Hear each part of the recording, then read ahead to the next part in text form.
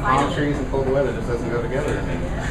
But I always love coming to day school. This is an awesome facility, and you all have been here before. Thank you for coming again.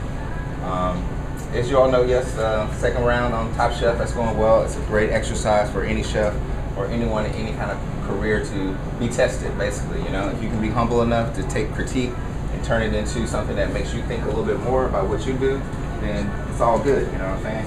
Top Chef was one of those things where we got the call to come back for an all-star.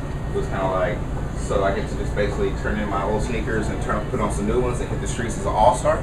Okay, cool. You know, there's been 138 people on Top Chef since it started. They took 18 chefs, brought us back, and called us all-stars.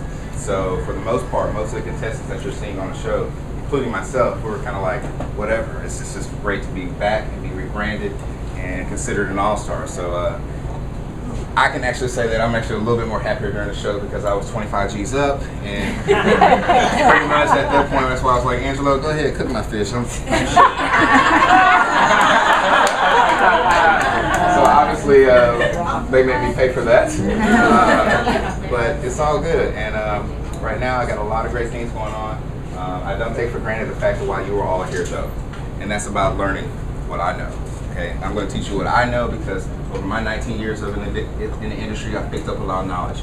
I think all the chefs that come here pick up a lot of knowledge, but the most important thing is that we have to be able to transfer it over to you. So don't be surprised about the amount of information I give you. I'm almost like the Anthony Bourdain's of teaching, because I'll tell you everything that I'm thinking about, all the way down to the marketing, to consumption, to what makes you feel like something is worth more than it really is. I mean, I'm going to go in depth, so don't think of this like, wow, he just, you know, told me my next question to go to a chef and ask when I'm in a restaurant. Please don't do that. But I do give a lot of information, so I just ask that you're patient. If you know what I'm talking about or where I'm going with it, please be patient. Let the person who's next to you who may not know take it in.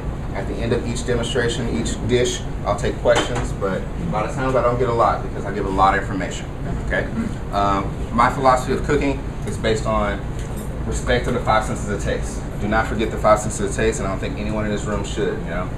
Sometimes as we get older, though we all look like a young crowd, we tend to forget 5 senses of taste are what makes things taste good to us. Sweet, sour, salty, bitter, and umami. They start teaching kids that in like the 3rd, 2nd grade. So it's really important that you respect those things. The order of consumption has to do with how someone's going to eat your dish. If they're going to get every component that you put your effort and your time into, are they going to get all that in one bite? Or are they going to chase it around the dish? Do you have texture? Do you have a bowl of mush? And what's going to happen to your palate, your tongue, once you put it in your mouth. So stick with me as long as you can. Once the wine starts to kick in, I understand. I'll begin to just cook in front of you. So if any of you like stay, He's had this crowd before. if any of you tend to still be with me and like want to know, that's when at the end of the demo, throw out your questions. Take notes, because as Dave said, I don't really follow the recipes, and I actually don't want you to either.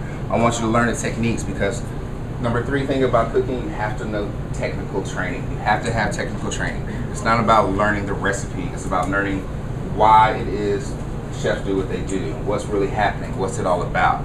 Then you can change the ingredients as the season changes. Okay, so take notes. Some of the things that are in the recipes I already know. Don't add up. There's too much of this, there's too much of that, whatever. I may do something in here today that it ain't on your recipe, so keep the pen ready. If you went to college, hopefully you're the kind of person that did take good notes, and stick with me on this. Menu starts with jumbo lump crab salad. I thought it'd be warm.